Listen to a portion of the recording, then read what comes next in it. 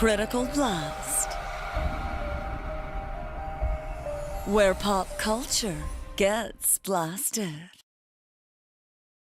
Hello, Critical Blasters. I'm R.J. Carter, and I'm here today with Mr. Tom Batiuk, whose name you've probably seen in the funny papers under the byline for Crankshaft and Funky Winkerbean. Mr. Batiuk, welcome to St. Louis. Thank you. Nice to be here. So let me ask you this. According to Volume 1 of the Complete Funky Winkerbean, 1972, your first strip gets published. Right. Your editor calls you up and says, "Tom, you've taken the first step on the path to the Pulitzer." He did not say that. What do you think if he says that? I wouldn't have believed him. That wasn't in the cards at that stage of the game. Was not thinking like that. I was thinking about getting through the next week. Understood. So what were you thinking when they said you're a finalist for the Pulitzer on this strip? Well, it was amazing. It is one of those things, things in life happen and they come at odd times. I had just been in a really serious car accident. I was recovering from it. I get this phone call. I'm hobbling around downstairs, couldn't even go up and downstairs. Get the phone call, and they said I was a finalist for the Pulitzer, which was great, but I wasn't in the best of condition to appreciate it at the moment. Retrospectively, it's fantastic. Now, the Pulitzer was, of course, for Lisa's story. Right. And all artists and authors pull from personal experiences. Did you have personal experience in dealing with cancer? Yes, not when I started.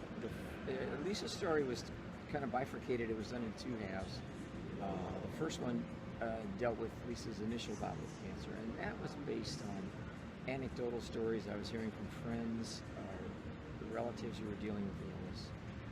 The second half of the book came after I'd been diagnosed with prostate cancer. And I think that really deepened the work because I realized I'd only skimmed over the surface the first time. All right. At what point in Funky Winkerbean's history did you become Les Moore, or did Les Moore become you? Yeah, he has become my avatar in the strip quite a bit. I think that was very early on. That was like the first week. I think that happened. Funky was ostensibly that guy, but Funky began playing the role of the straight.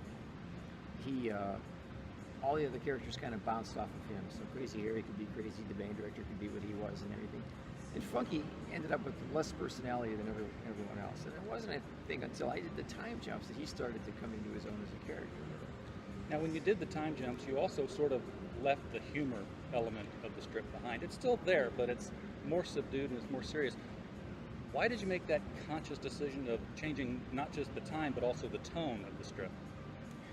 Well, the humor just changed from gags to more behavioral stuff. It was interacting between the characters, and that was what was driving the strip at that point. So the humor just gradually changed. Like you said, it's always been there. It's just not the same. So it's kind of like going from doing stand-up comedy to doing sitcom. I would do weekly little bits, and then to in more extended pieces like a movie. And that requires a different kind of humor. But you can still do all this stuff. You can work it in. Sure. Every strip has its fans out there. Even Mark Trail, I'm sure, has somebody reading it these days. But very few have their devoted critics, as does Funky Winkerbean. I'm sure you've seen it. I was just wondering, what were your thoughts when you saw the devotion they were putting to the strip when they were being critical of the humor elements or the lack thereof sometimes? They're calling it a very depressing strip. Yeah, that sort of happened when Lisa's story came through. And there's a certain mindset out there that thinks that the comics are only supposed to be funny. By definition, not the case. It's like any other art form. It can travel anywhere it wants to. Comedy and tragedy can walk hand in hand. I think that's the best representation of real life. A lot of people just do not like that. And plus, that added to the fact that I tweak them once in a while. Kind of just to get them fired up, give them something to look at. But that's the internet these days too. I think if you're not doing anything interesting, nobody's paying attention to you. There you go. So you have interacted with these fans? I have not. I totally ignore these guys. I just let them go there and drive my metrics for me. That works fine. That's genius. All right. Where is Funky going in the future here? I mean, is there anything near future you've got planned and anything far future that you're working toward? Not in a in a big, massive overall sense, I'm just basically kind of having fun with Funky right now. I've got two little characters in the strip that are, I've got a writer and a comic book artist that are going to actually, along with Chester Havilmore, the great collector, they're going to start up a little comic book company, and that's been kind of fun. But nothing like Lisa's story. I don't think there will be anything like Lisa's story going forward, because I think it's kind of hard to spill that same wine all over again. I mean, that was a pretty intense piece, and I don't see myself trying for that kind of thing again. Okay. Now, when we last talked a couple of years ago, we did an interview, and you had mentioned that you had killed off John Darling Okay. because you were leaving the strip, Right. and you didn't want somebody else to take it in a direction that you weren't happy with. You didn't want someone else to take it over. Right. So you would make it really hard for them. Yep. Is there an end game to Funky Winkerbean? I would think so, because it's not like a legacy strip where I'm going to hand it off to my son or somebody that's been a long-time assistant or something like that.